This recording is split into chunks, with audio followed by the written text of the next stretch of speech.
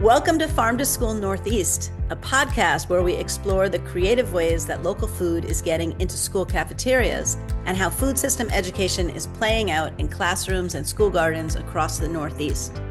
Today, we have a chance to talk with Meghan Arquin, a farmer in Western Massachusetts who works with Farm Lab and runs the Feast Box program. The Farm Lab is a project of Momentum Ag, which is a grant-funded nonprofit organization that coordinates environmentally aware agricultural systems on 20 farms throughout the Northeast. Feastbox is a school-based food access program that provides every student and staff at participating schools with a weekly box of free, locally grown vegetables. Each box is packed with seasonal produce grown at the Farm Lab and partner farms, along with simple recipes and farm notes that help families cook together, try new vegetables, and learn where their food comes from. Meghan works closely with Molly Powers, the Farm Lab's field manager, whose growing and harvesting work makes Feastbox possible. Unfortunately, Molly could not join us today, but her role is central to the program that we'll be discussing. But we are very happy to get to talk with Meghan. Welcome, Meghan. Hi, Dinah. How are you? Great. Meghan, can you introduce yourself to the listeners and in particular share how your work and interests are connected to the topic of farm to school? Yes, absolutely. Thank you so much for inviting me to come and talk today. I feel grateful to be here and so appreciative of all the work that you do with the Mass Farm to School. So I love to be a part of this. My name is Meghan Arquin. I currently am the farm manager at the Farm Lab, which is housed under Momentum Ag. And I do research-driven farming and get to donate that produce to local schools. I've been a farmer I was just thinking about this in reflection for this podcast, nearing 28 years farming, and began mostly in production farming. And then about two years ago, actually exactly, stepped into the research world and the nonprofit, grant-funded world of farming and research farming. And so it's been really exciting to put on a different style of farming hat and focus a little bit more on farming practices. But the joyful part is where I get to just donate the food. I get to give the food away instead of that normal relationship of having to sell vegetables, which I have done for a very long time. So this was a fun, creative way to start to think about farming and vegetables in our community. That's really exciting. So could you walk us through the work that Farm Lab does to get the fresh food into schools? How do you structure the program? How does Feastbox actually work? Yeah. So it can be interesting sometimes because Momentum Ag is sort of this parent or umbrella over the Farm Lab. And what Momentum is doing is trying to do research-driven farming that's climate smart practices. We do place-based research farming. And as a result of that, we have vegetables that are being produced. So in these research trials, if you want to imagine the Farm Lab, it looks like a farm field, maybe a pasture field that is mostly, if not all, clover. So a field of clover, if you can imagine. And then we have cut these strips into that field that are about 30 to 32 inches wide. And there's a whole series of them. There's actually 30 beds in this one field of these 30 beds by 300 feet. And what we're doing in that is planting different varieties of vegetables and seeing how they tolerate those different environments. And what we're hoping is that we're sequestering carbon, we're allowing beneficials to be more involved in the fields and not taking away their habitat. We're looking at how water maybe is flowing differently or not, creating erosions that a lot of farmers are facing, obviously down here in the valley with the flooding and heavier rains. And that's where we do a lot of our data collection.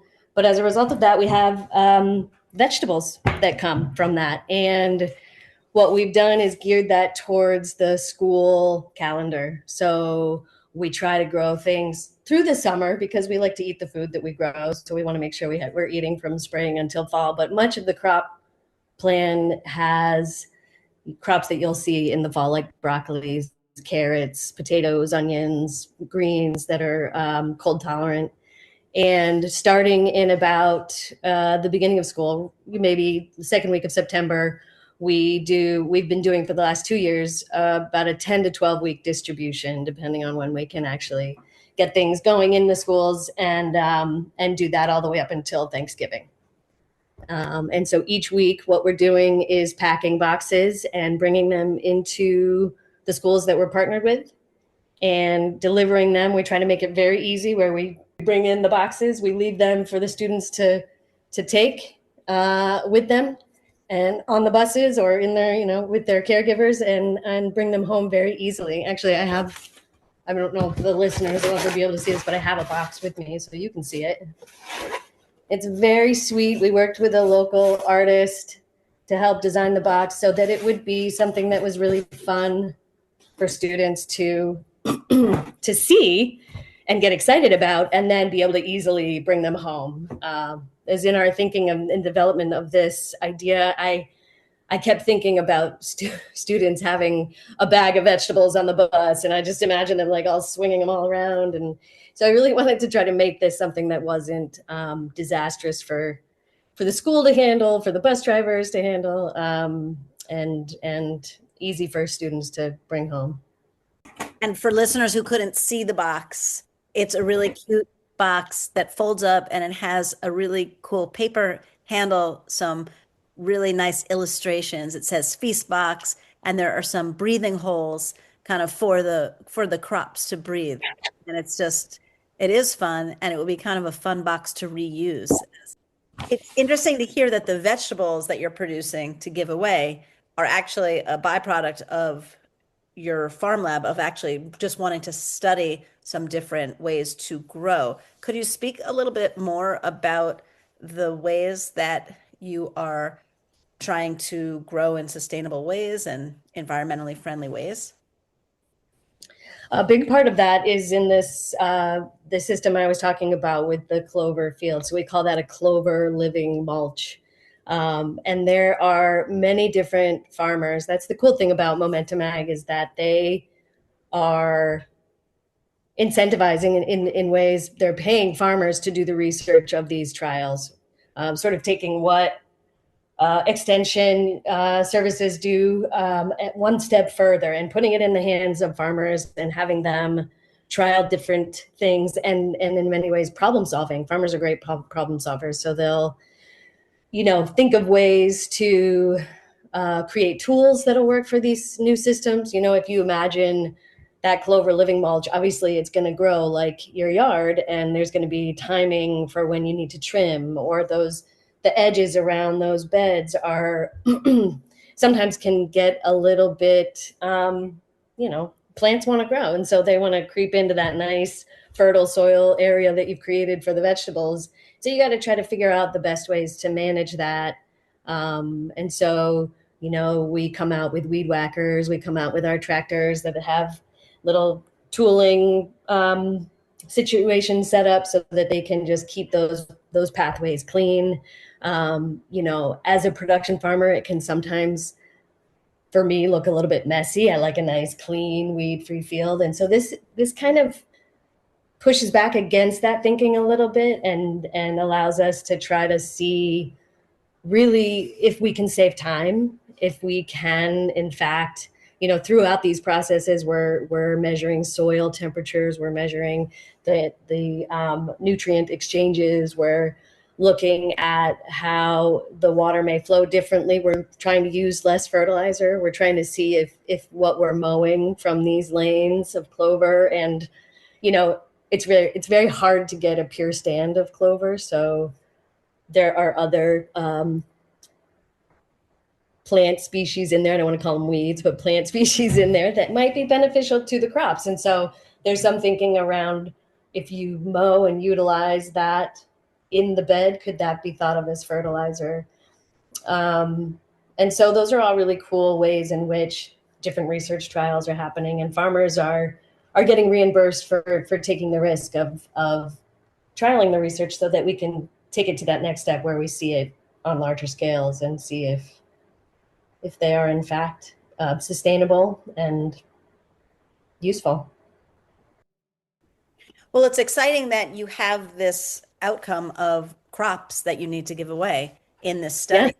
And Feastbox sounds like such a great use of that. What are some of the biggest challenges of this Feastbox program for you, and how do you overcome them? Well, like I said, we are a nonprofit and grant funded. So this year, obviously, we took some big hits with funding. The first year that we operated, we were excited to be able to use the local food purchasing assistance grant, and that one we were not able to get for the second year.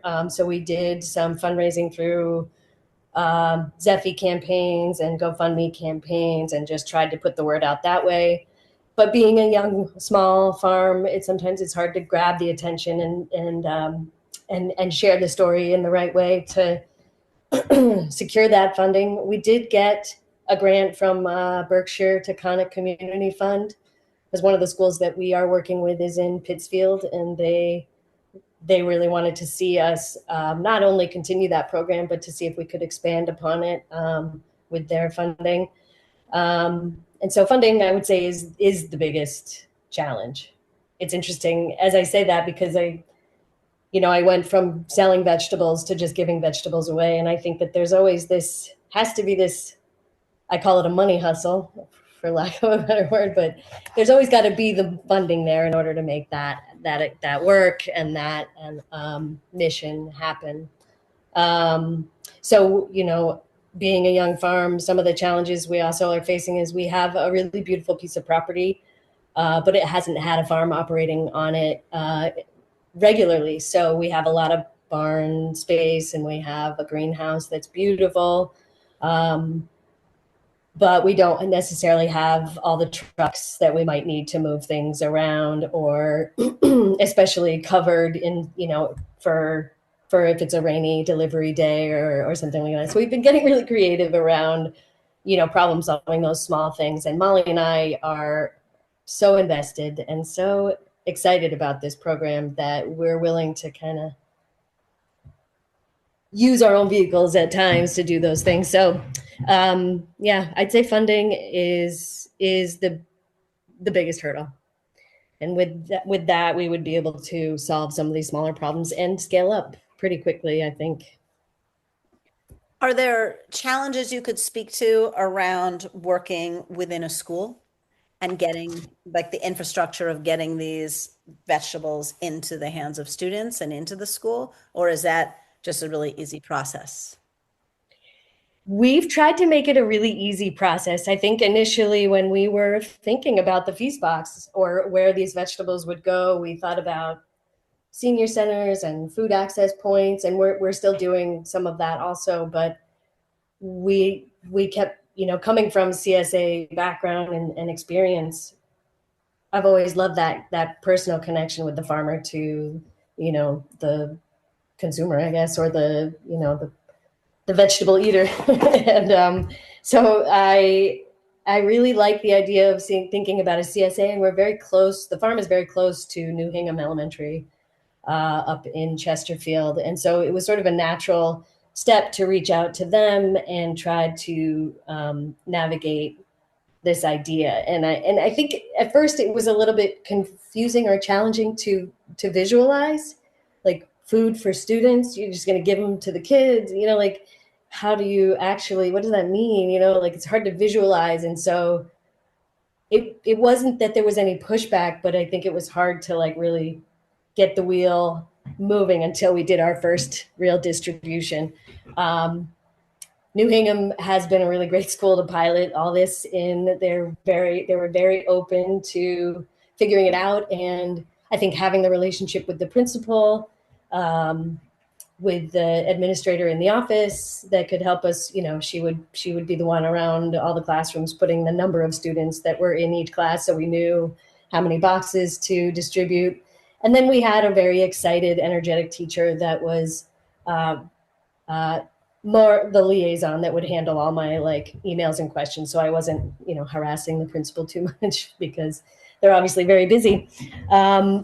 So in that, what we were hoping to do was just really make it easy for families to get the food. I wanted to see the food go into the schools and the school lunches, but it's challenging to work through some of those procurement avenues that schools have to deal with. And I feel really excited to tackle understanding that, because I am newly a part of farm to school, and what it really means for schools to pull local produce in-house to use in their lunches. And there's a lot that I don't know, but I feel as a farmer sometimes frustrated that that connection can't be stronger and deeper. And I in no way minimize the work that's being done around that and has been done.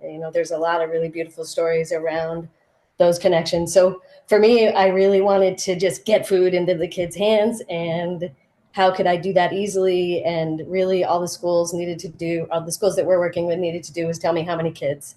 And we would show up, drop the boxes, try to make sure that those were all exiting, the schools and not being left around if somebody wasn't there or anything like that. And we would take all the boxes if anybody wanted to recycle them and get rid of them or anything like that. So we just really wanted to make that easy for the school. They don't have to do really anything except tell me when, tell me how many, and yeah, just leave it. Keep it simple, make it fun. That sounds like a dream for schools to have something easy and simple. So for you, I mean, this might sound like an obvious question, but what are the biggest rewards of your work with Feastbox? Seeing that kids are actually interested in getting vegetables. I think that it's easy to think that kids will be picky and not want to eat that, or like, ew, they're vegetables, I don't like them. I think that that's often an easy answer for kids and kids and vegetables. It's super fun to be in the garden. It's super fun to get your hands dirty, and like that's a very beautiful experience where kids are learning and even tasting. But for this, I felt really excited about the kids having the responsibility to or even the responsibility and ownership of bringing something to their family, and that empowering their excitement for how they might eat it or what's even in the box. It's kind of like it's like a present, and what that would create as far as school culture. Everybody in the school, principals, teachers, bus drivers, kitchen staff, are all getting a box. We really wanted it to be a one for all. And so some of the stories that came out that were so great were that the kids would open up the boxes and be like, I don't really like this. And they would start to trade amongst themselves. I like that, but I'll take this. So they were really getting excited about what was in there. And some tomatoes, like pints of tomatoes, cherry tomatoes, were not making it all the way home. The kids were eating them before they got there. They were learning about vegetables they hadn't seen before. You go to the grocery store and you're not necessarily going to buy fresh turnips or fennel or things like that. We really try to put things in the box that people are familiar with, and then sneak in something that is new and different that maybe they haven't seen before. So that was really cool to create culture around food in the schoolhouse, so that everybody was sharing, what did you do with it? How did you use it? Did you try the recipe? Those kinds of conversations I felt like were really beautiful and really sweet, and the excitement of the kids when they get the box every week. I felt Molly and I would be like, I feel like we're low-key famous a little bit here. We'd come into the schools and they'd be like, hi Farmer Megan, hi Farmer Molly, so that was a really lovely piece to see that it was actually working. Yeah, you don't always, as a farmer, you probably don't always get that opportunity to see the people and connect with the people who are eating your labor. And so to actually get to see that and have it be youth and see how excited they are must feel very rewarding. It does. It really does. And I have, this is follow up for me for this season is to reach out again to the schools to just get those stories and get that feedback. That's what I use the winters for, is sort of gathering all that exciting information. So how do you connect with the local community to make this program so successful? And what are some important partnerships that you've had? Well, I had said it in the schoolhouse, obviously the administrators in the school and that one excited, teacher or staff member that wants to help continue those conversations so that we're making sure we're being respectful, being in the school and not disruptive when we come to deliver those vegetables. We obviously appreciate all the funders that have offered us monies to do what we're doing and carry that out. Other farms are that we connect with to help fill the boxes. We have been very successful in what we've grown, but we have reached out to other farms for certain crops that we can't grow well up in that climate or haven't grown them well. They maybe weren't so successful, or we needed more, because we didn't grow enough, that kind of thing. We've reached out to other farms to help us grow some of our starts. Families that are invested in this and see the program as valuable and giving us that feedback is really helpful for us in telling our story and creating the momentum behind all that we're doing. So looking into the future, what is the vision for Feastbox down the road? What are you thinking of for the next season and beyond? Well, we want to expand. We want to reach as many students as possible. So figuring out those funding avenues will be really useful to that, so that we can, work out our infrastructure and efficiencies, and we can hire more people to pack more boxes to deliver to more schools. I'd love to develop the relationship to be more educational, invite students to the farm that are able to get there. I know that can be challenging, but with the school that we're working with up there, I think that we want to bring them to the farm so that they can have a hands-on experience at the school, or excuse me, at the farm. And we also work with Conti Community School in Pittsfield, and they have garden space. And do some of their own programming. And so this year we did some work in growing starts for them and planting them and helping them maintain the garden space. I think that that's one of the biggest challenges of garden spaces at schools is who's going to take care of them in the summertime. So we put in a lot of effort there, but really in the future, I'd love to expand on that educational piece. And whether that's us going to the schools and working in their gardens or creating programming in the schools, or inviting students to come and families to come to the farm to see what we're doing and participate in some of the work if they want to. If someone who's listening would like to start a program like Feastbox, where students are taking crops home from farms, what kind of advice would you give to them? I would say start small. As much as I want to grow, I want to grow thoughtfully. Being the size that we are now, which is we're growing on 2 acres, we're able to. We've this year delivered 2,400 feast boxes this year, which feels really great, and we feel like we can double that for next year. If we can secure the funding. But what's been really nice about being small and growing is that we've been able to make these really interesting and creative pivots at moments. So if the school is having an event, for instance, this year, Conti Community School had a fall fest in which all the students are invited to the school in their costumes and they get to have a Halloween experience at the school. And we came, and we hadn't planned to do this, but we came with 200 feast boxes, and we were like, this is our Halloween treat. And it was our way of sort of introducing ourselves to the community in the case that we are able to grow that program. We wanted to make sure families were kind of like, who are these guys? And what is this feast box? And what is this all about?